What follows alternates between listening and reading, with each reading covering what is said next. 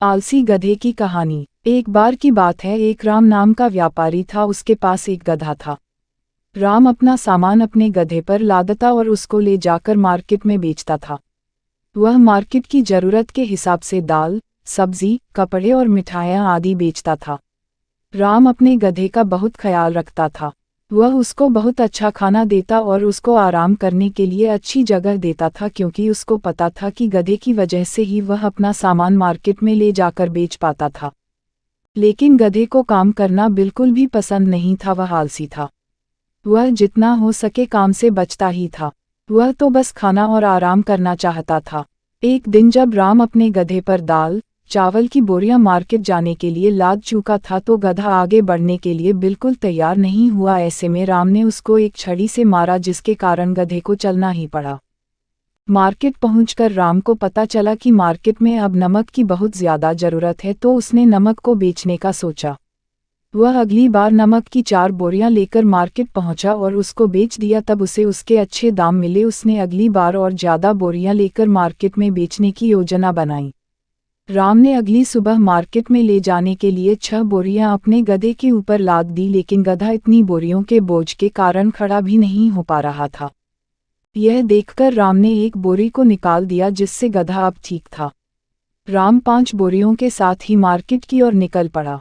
उनको मार्केट में जाने के लिए एक नदी से होकर गुजरना पड़ता था। उस दिन नदी में पहले की तुलना में ज़्यादा पानी था। राम अपने गधे को आराम आराम से लेकर नदी पार करने लगा, लेकिन बीच नदी में जाकर गधे का पैर एक पत्थर से टकरा कर फिसल गया, जिससे गधा वहां गिर गया।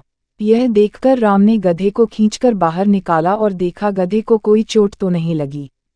नदी से बाहर निकलने पर गधे ने महसूस किया कि उसकी पीठ का वजन बहुत कम हो गया है, जिससे वह बहुत खुश हुआ और उसने सोचा यह कोई चमत्कारी नदी है जिसमें पीठ से वजन कम करने की ताकत है।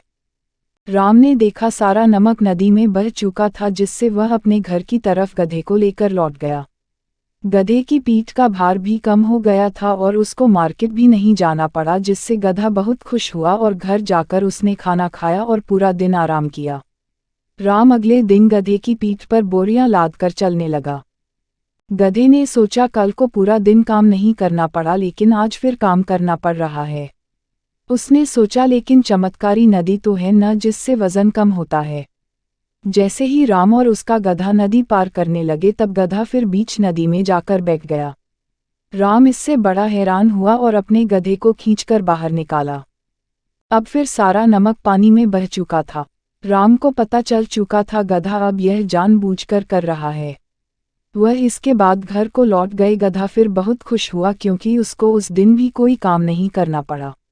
अगले दिन राम ने एक तरकीब सोची और वह गधे पर बोरियां लादने लगा।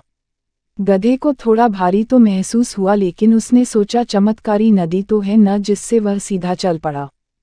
जब राम और उसका गधा दोनों नदी पार करने लगे, गधा फिर अपनी पीठ का भार कम करने के लिए बीच नदी में जाकर बैठ गया।